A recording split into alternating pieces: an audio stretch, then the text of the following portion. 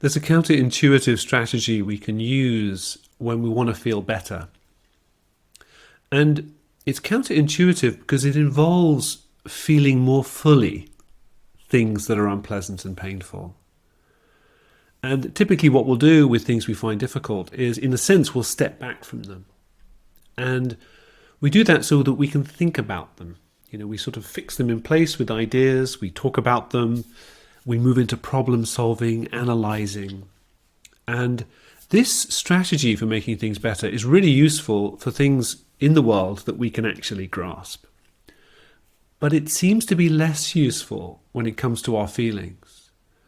And in part, that's because we're, in a sense, using part of ourselves to try and manipulate another part of ourselves. And that just goes kind of round and round. It seems to reinforce things, intensify them, and it doesn't resolve things. And so actually learning to step forwards, in a sense, to feel more fully what's happening, is helpful because, firstly, it disarms the tendency we have to step back and think about things and problem solve them. And because that's intensifying and reinforcing things, that will help us to find some relief already, just because we're not doing something that is tending to make us feel worse. But there's something else going on here as well, which is when we learn to feel more fully, to connect with what's happening,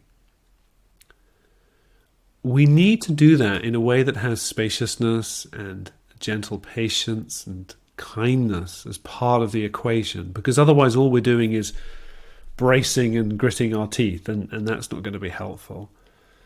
And it's this shift of how we're meeting what's happening, the warmth, the gentleness, the patience, and this takes a bit of learning how to do that, but it's that shift that really helps bring relief, a sense of healing in a way, and enables us to have a more flexible and creative approach to what's happening. It kind of frees us up so that we can then engage with what's happening around us more fruitfully.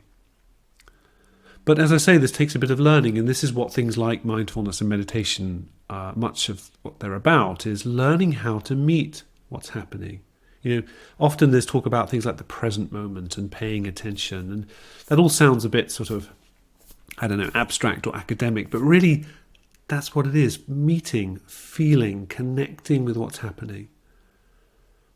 But as I say, this needs some care because it's perfectly natural that we'll be a bit freaked out, scared, just not want to do this. And so how to do that gently and carefully and in a way that feels really safe is part of the art of this whole process, but is absolutely doable.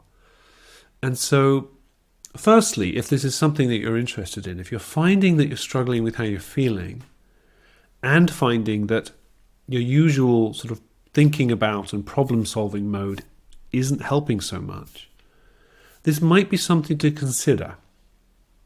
And then the next question, if you're up for that, is, well, how to do that in a way that really feels manageable and okay? And that's perhaps a conversation for another time, but this might be something just to reflect on at this point of, there might be another way of engaging with what's happening rather than stepping back and thinking about it and talking about it and problem solving it. Actually stepping forwards, feeling more fully, engaging in a way that is informed by patience and care and kindness and so on.